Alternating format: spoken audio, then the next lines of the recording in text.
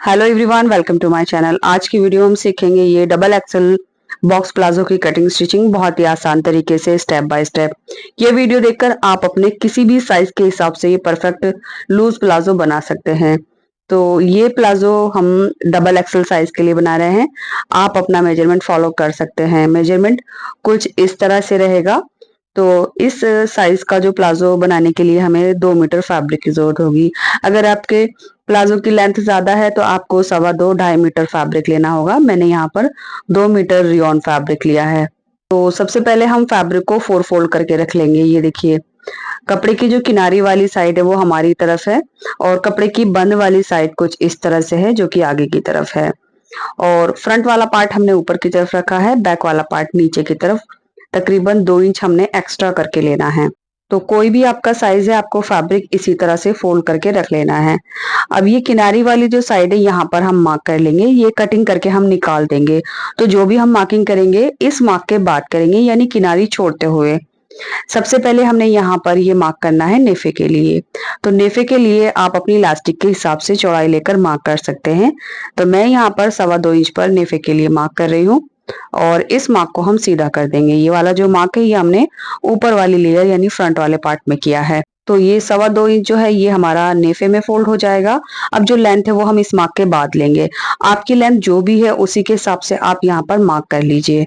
Mark करने के बाद नीचे की तरफ तकरीबन हमारा 1.5 से 2.5 इंच एक्स्ट्रा होगा, जो कि बॉटम में फोल्ड करने के लिए जाएगा। आपके पास ज्यादा लेंथ में नहीं है तो आप अलग से भी पट्टी लगा सकते हैं 1.5-2 इंच की।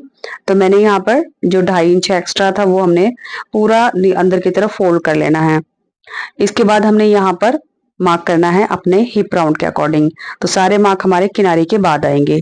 तो सबसे पहले हम अपना हिप राउंड लेंगे। ये देखिए, बॉडी से लिया हुआ मेजरमेंट है।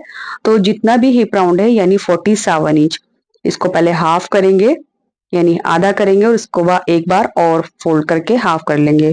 तो यहाँ पर हिप का 4th पार्ट मैंने किया है जो कि 12.25 इंच आया है। अब इसमें हम 2.5 से 3 इंच प्लस करेंगे लूजिंग के लिए। सभी साइज में 2.5 से 3 इंच प्लस करना होगा। तो मैं मेजरमेंट के हिसाब से यहाँ पर 2.5 इंच प्लस कर रही हूँ। ये देखिए, अब यहाँ जहां पर हमने किनारी वाला मार्क किया था इस मार्क से आगे की तरफ हमने मार्क करना है। जो भी आपका आएगा वहां पर लेकर इस तरह से मार्क कर देना है। तो ये हमारा वेस्ट राउंड हो गया। अब हमने क्रॉच की लेंथ लेनी है।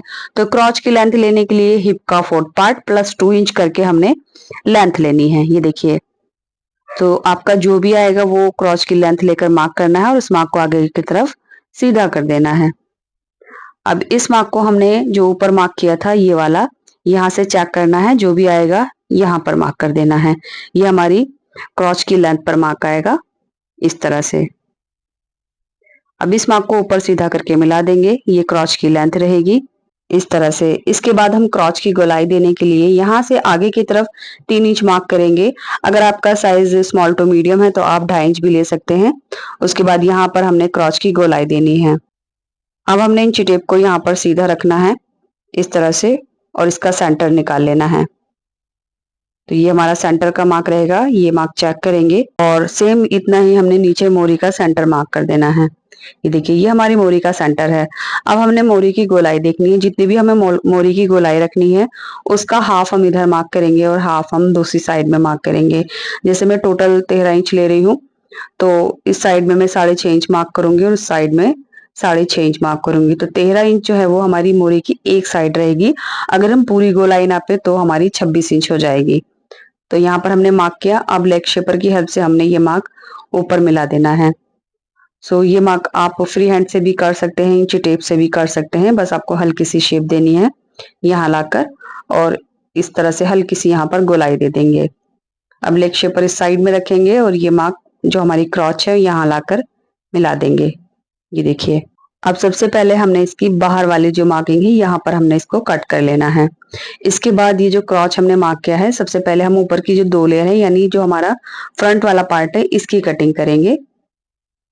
इसके बाद अब हमने बैक वाले पार्ट के लिए आगे की तरफ 2 इंच बढ़ाना है।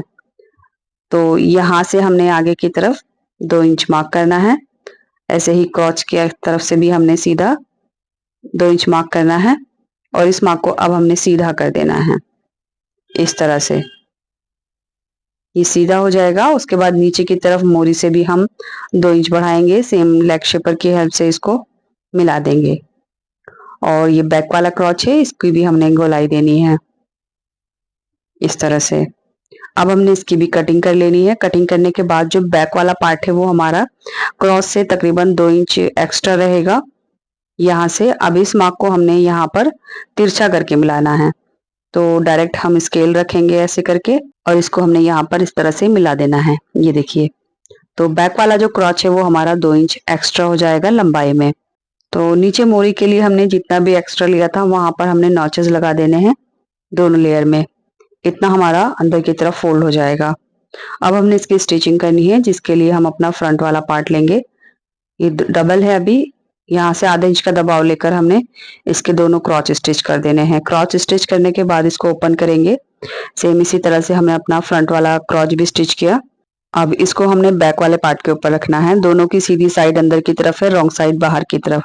सबसे पहले हमने यहाँ से आधा इंच का दबाव लेकर सिलाई लगा देनी है। दोनों साइड में हमने ये साइड की सिलाई सबसे पहले लगानी है इस तरह से।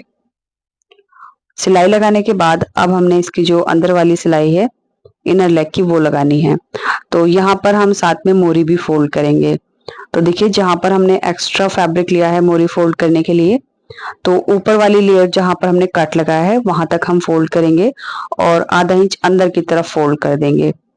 उसके बाद नीचे की लेयर जो है वो इसकी तरफ ओवरलैप करेंगे और जो आधा इंच है वो ऊपर की तरफ फोल्ड करके सिलाई लगाएंगे। सिलाई हम उतनी ही लगाएंगे जितनी हमें मोरी की गोलाई रखनी है। तो यहाँ से सिलाई लगाते हुए हम क्रॉस तक जाएंगे और ये सिलाई को नीचे तक लाएंगे। सेम इसी तरह से इस साइड का जो मोरी है वो फोल्ड करेंगे। ये देखिए, इस तरह से यहाँ लाकर इस सिलाई को एंड कर देंगे।